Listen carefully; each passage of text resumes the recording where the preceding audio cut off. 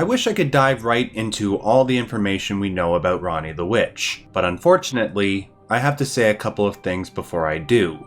First, I will repeat what I said at the beginning of my last Elden Ring video. Read the comments section. Though I have done my best to take all comments and criticisms from my last Ranni video into account, there is always a possibility that I will miss something. If I do miss something, somebody will definitely point it out in the comments section. Second, I have left timecodes in the description box below. This bit of information is relevant to those who did watch my last Ranni video. If you wish to skip the repeated material and jump right to the points where I add new information or respond to criticism, you can do so. With those two things said, I can now list all of the facts and the primary theories about Ranni the Witch. Ranni's origin begins with the meeting of Radagon and Queen Rennala.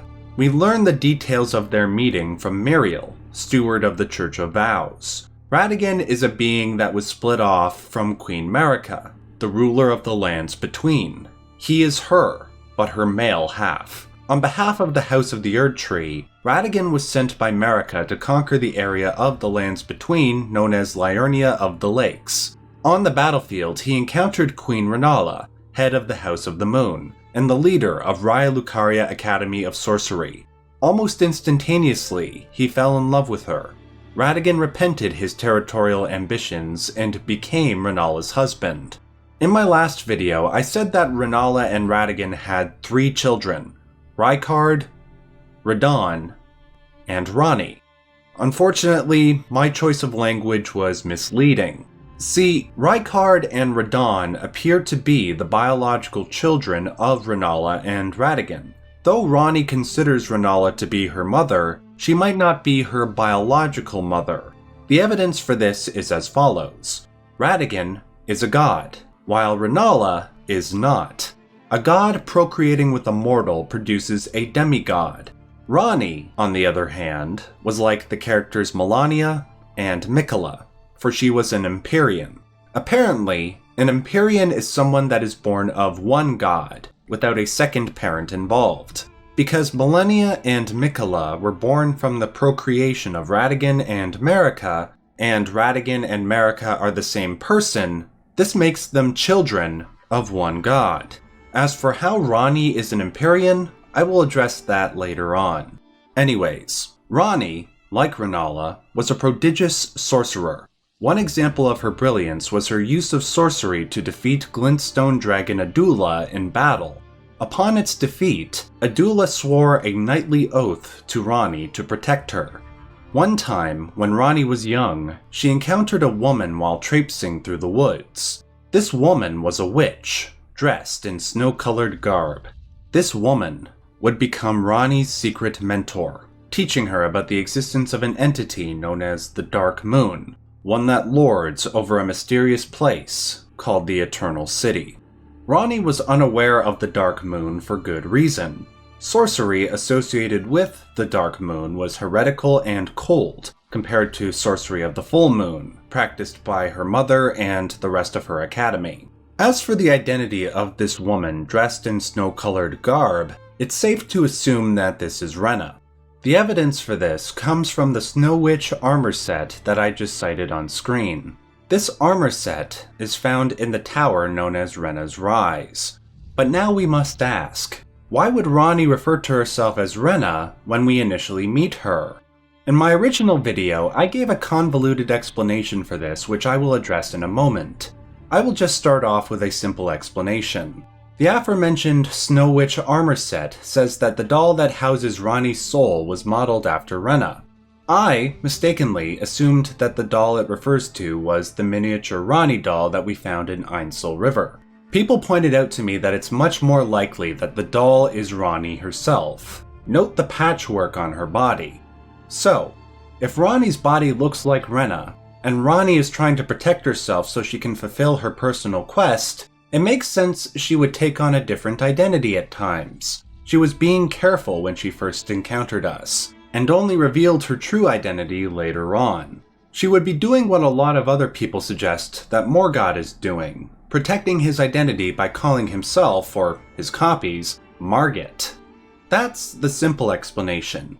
Now I will address the more radical theory that I put forward in my last video. I originally said that Renna was Ranni, but like an inverted version of her, a reflection.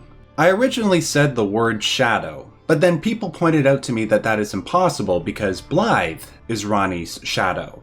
This mistake forced me to re-upload and change my language from shadow to reflection. I could have just said that I was wrong and go for the much simpler explanation regarding fake identities, and normally I would have no problem admitting I was wrong. However, I cannot ignore the numerous examples of characters having copies or inverted versions of themselves. One example I cited in my other Ranni video was that Godfrey the Grafted was a reflection or inversion of Godric the Grafted. The only criticism people had of this was that Godfrey, according to the ancient dragon knight Kristoff Ashes, was his own person. Right, but that doesn't discount my theory at all. You can be your own person and still be a reflection of somebody else. After all, why does Godfrey look, act, and sound exactly like Godric? Another example I should have pointed to in my other video was the baleful shadow that looks like Blythe. Though Blythe is Ranni's shadow, that apparently doesn't stop Blythe from having a shadow of his own, it seems, or an inversion. There are other examples of multiple variations of the same being. There are Morgoth's various reflections, Estelle's various reflections, and the various reflections of Ranni, which I will reference again in a moment. This combined with the similarity of names like Ranni and Renna, or Margit and Morgott, prevent me from abandoning the theory just yet. Maybe new information will come to light that I'm unaware of which will lead me to abandon my perspective. We'll see.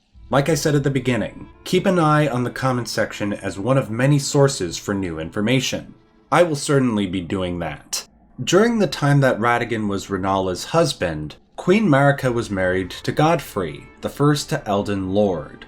Marika married Godfrey partially because of his military experience, which was used in the war against the Giants, a race that threatened Marika's rule of the lands between.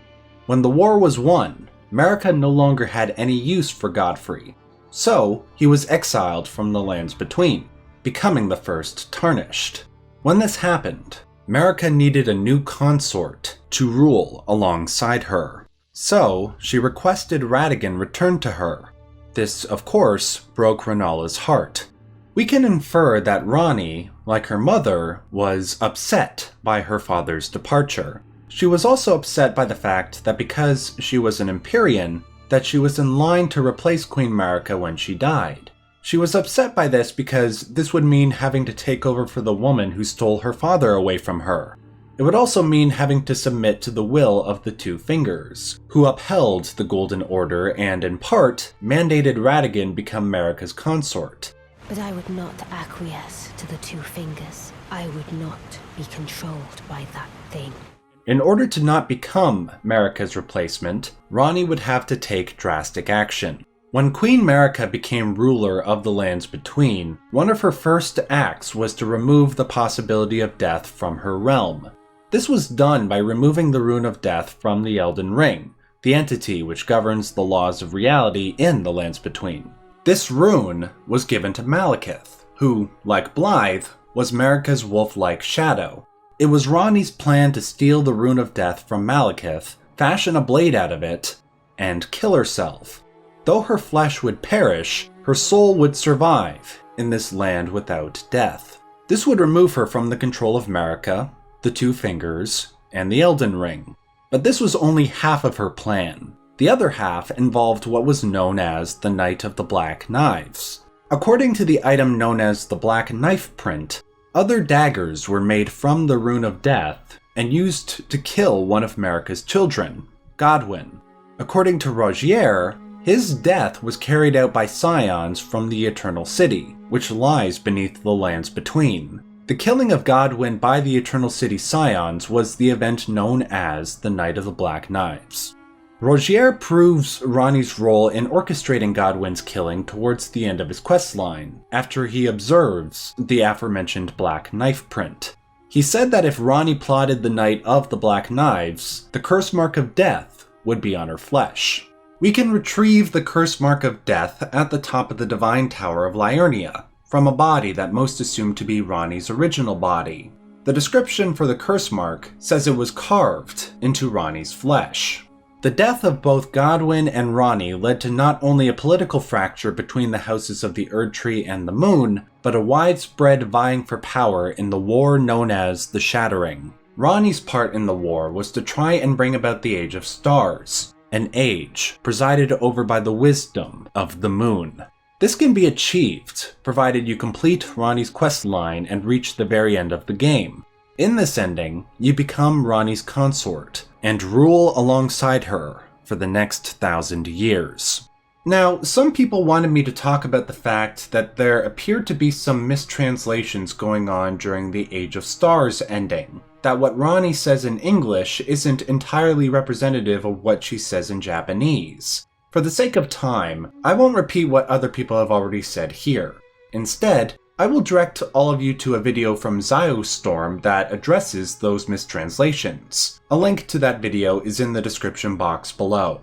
There are two things I would like to conclude with. First, it seems like there were multiple attempts to rebirth Ranni. The ongoing theory regarding the women surrounding Rennala, as I said before, is that they are attempts at trying to rebirth Ranni.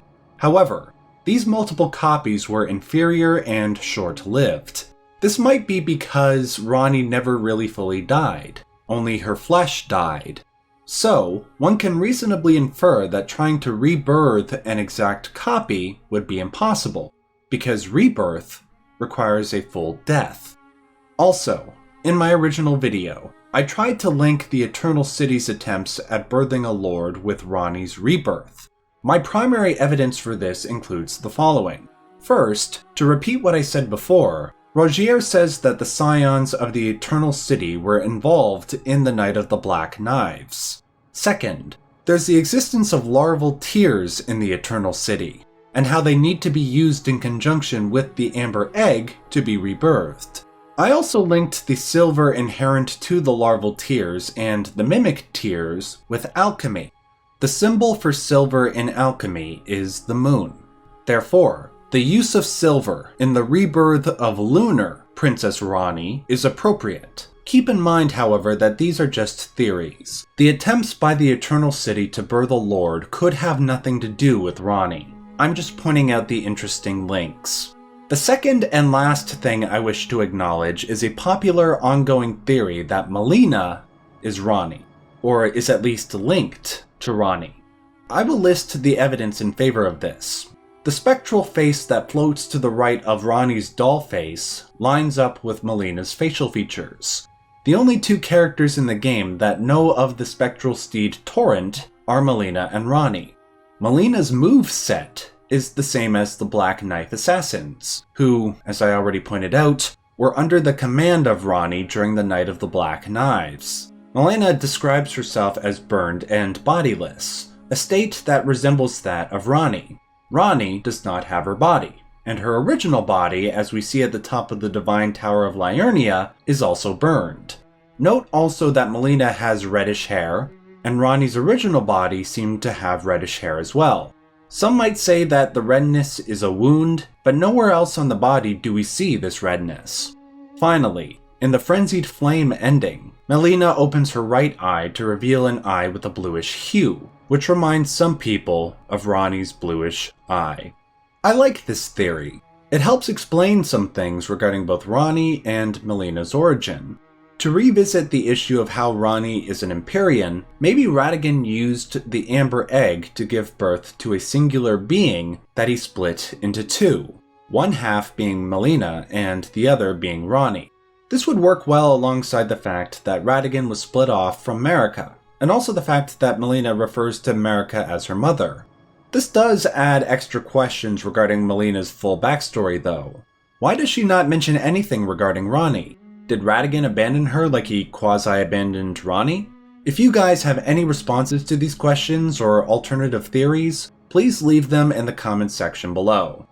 That's everything I was able to find regarding Ranni. All the facts and all the major theories. To repeat what I said at the beginning of the video, there's always a chance that I missed an important detail. If I missed something, there will be somebody that will point it out in the comment section below. So make sure to visit the comment section before you click away from this video. Finally, if you want to see more deep dives into the world of Elden Ring or the other From Software games, please click either of the videos you see on screen now. Until next time, stay yellow.